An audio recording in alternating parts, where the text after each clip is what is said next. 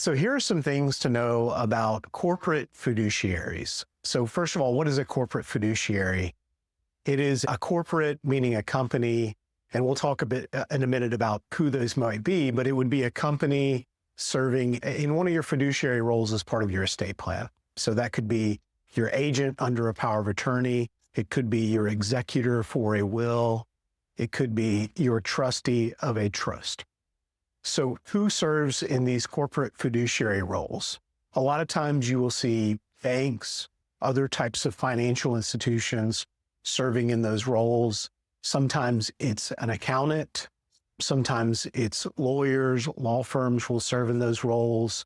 So those are some of the likely candidates that we see to serve in that corporate fiduciary role. How is a corporate fiduciary paid? And one thing that took me a while to figure out is a lot of people thought, if I make an estate plan and I name them, do I have to start paying them right then? So I can't speak for every arrangement, but the typical arrangement with a corporate fiduciary is that they are typically not going to charge anything unless they actually have to serve in that role. So let's say you put them third in line in your estate plan to serve maybe as your trustee, for example. They wouldn't actually charge anything. We make our way through our succession to that corporate trustee, and now they have to serve, and now they're going to charge something. Why would I want a corporate fiduciary? So corporate fiduciaries are good if you're in the situation maybe where you don't have anyone in your family that you trust to serve in that role. So commonly we will have usually someone who's actually a beneficiary of the estate plan. If we have somebody responsible, we would have them serving in that fiduciary position. Sometimes I refer to it as the person in charge. We would have them serving in that person in charge position. But with some families, we really can't identify anybody responsible to serve in that role. Maybe we just don't have a whole lot of family members to work with. Maybe we do, but none of them are really a good fit.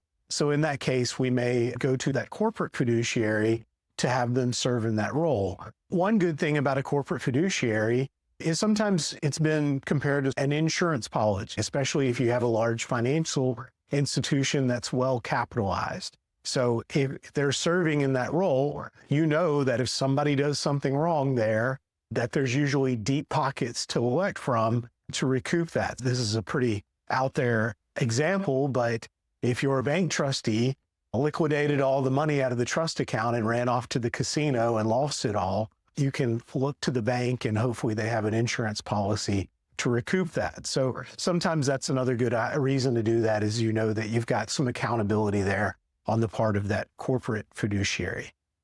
So when you have a corporate fiduciary, it can sometimes be a good idea to take a look at what's in your documents in terms of what kind of oversight you have built into your estate plan for that corporate fiduciary. So a lot of times on the front end, we don't really know, if we're looking far into the future for your estate plan, we don't really know what's going to happen with that corporate fiduciary over time. So we name them now. We can find out their rates on the front end, but if we want them to serve in that role, we pretty much have to say we're going to pay them whatever they charge. Otherwise, when it comes time for them to serve, they're going to decline. So at this moment in time, we may have a good idea of what they're going to charge, but we really don't know for sure. The other thing is we don't know over time what's going to happen to that company. So banks, they merge, they consolidate, they split up, they change. So a lot of different things between now and when that corporate fiduciary ends up serving could change. They may get rid of their entire local trust department, and all of a sudden you're dealing with a trust department on the other side of the state of some people that maybe you weren't that familiar with.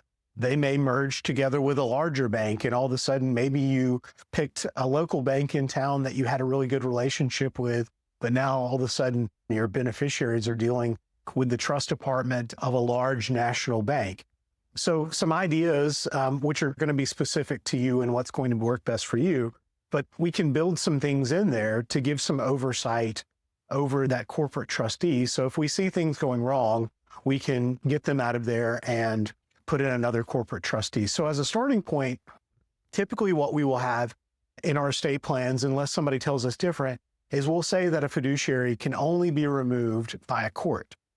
And so in the case of a corporate fiduciary, that may not be ideal, because if we find, for example, that they're charging way too much or charging an unreasonable rate, we don't want to have to go through court and go through that process to be able to remove them. So sometimes what we may do instead is we may say the beneficiaries can get together and say that they want to remove that corporate trustee. And we would typically say there that they would have to put another corporate trustee in place. They can't just say, we're going to get rid of the bank and I'm going to go to my cousin now and put them in charge of the trust. So typically we would say, yeah, they can remove that corporate trustee, but they're going to have to pick another one. And maybe we would have some criteria in terms of what that next trustee has to look like. Sometimes we may say maybe the oldest beneficiary has that ability to remove that trustee and replace them with another one. Sometimes we can maybe just look to a neutral party and say, this neutral party, we don't necessarily want them to be in charge of the trust, but I do trust them to have some oversight over that trustee to remove them and replace them with someone else. We may say that we have a trust protector of the trust. So that's a role that we build into the trust sometimes. And among the things that we may allow that person to do, we may allow them to remove the trustee and replace with another trustee. There again, we may say we have some criteria. We want that next trustee to be a corporate trustee.